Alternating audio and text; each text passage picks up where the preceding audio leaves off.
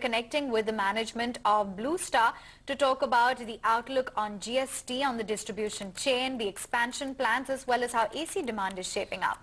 Mr. B. Thiagarajan, the Joint Managing Director at Blue Star, is with us. Thank you, Mr. Thiagarajan, for joining in on ET Now. I want to start off by addressing the GST concern. What kind of hiccups are you seeing on distribution channels for the company? Would this perhaps negatively impact the performance in the first quarter of FY18 as well?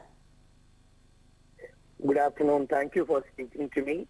I don't think FY18 will be affected at all. This is a hiccup due to transition, and there is some knee-jerk reaction. See, it was very well known whenever this is going to take place, this kind of adjustments are going to take place. Government has done an excellent job in framing quite a few rules. If at all, I am disappointed that this transition rules is nothing secret. They could have published it earlier and made the people prepare for the transition well in advance. Now, 1 month, 45 days prior to implementation, this transition rules coming into picture, there is a reaction at the peak summer season. So having said that, is the customer postponing his purchase? He is not postponing the purchase. When GST is going to be implemented, the price is going to go up, so it is better for the consumers to buy. Third is that there are some consumer schemes that are being offered in order to exhaust the stocks that are there with the retail or chain or the supply chain as a whole.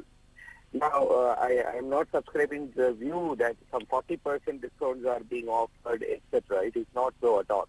The actual discounts may be in the order of around 4-5%. That's about all. So having said this, there may be an issue as far as Q1 is concerned, but going forward, I do not see any problem at all. Okay, fair enough. Thanks for giving us that clarity.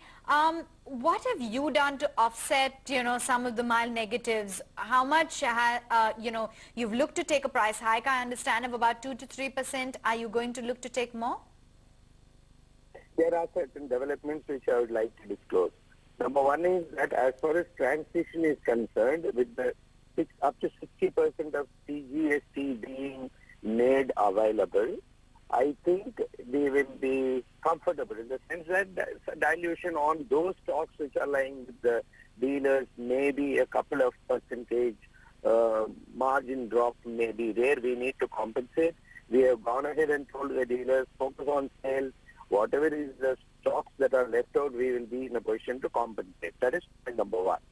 Point number two is that earlier, if you recollect, I had mentioned that at 28%, the prices may have to go up by 2.5 to 3%.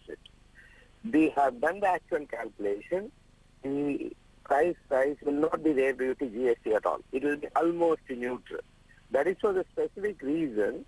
Earlier, excise duty or SENMAT was paid on MRP less the abatements, and today the GST is going to be paid on the transaction value, actual selling price. So therefore, in the net calculation, it reveals that there will not be any price increase at all. In fact, there may be 1 or 1.5% saving in certain SKUs. Okay. Got it. Price rise may be there due to commodity prices, which we cannot foresee at all. Sure, got it. Let's talk about then the summer demand. How has it been for ACs? How do you believe you can retain your market share?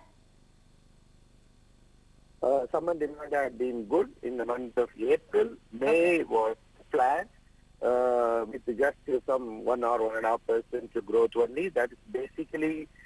We are talking about last May, which was 40% growth May. So we managed to maintain that kind of level.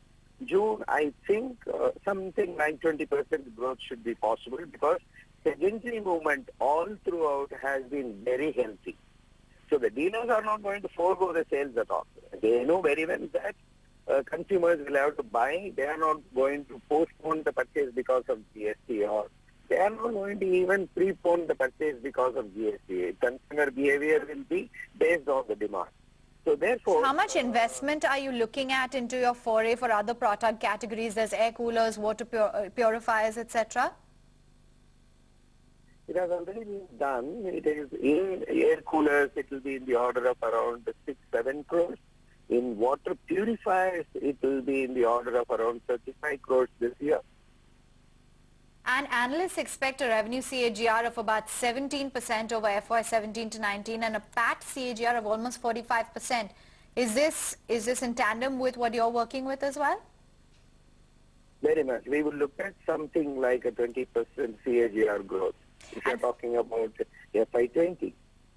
And 45% PAT CAGR? That is our internal goal. Let us see. I think there are multiple things that are being done. In terms of our manufacturing value addition, there is enormous focus there. There is going to be quite a bit of indigenization that is going to take place. Backward integration is going to take place. And new product categories are getting added. And I will bet on commercial refrigeration in a big way. In about 5 years' time, we will be talking about water coolers, deep freezers, cold chain, this in a big way, much more than perhaps air conditioners. That offers enormous opportunities for us. All right, let you go on that note. Thanks very much for giving us views on your growth plans. All the very best for the coming quarters. Moving on.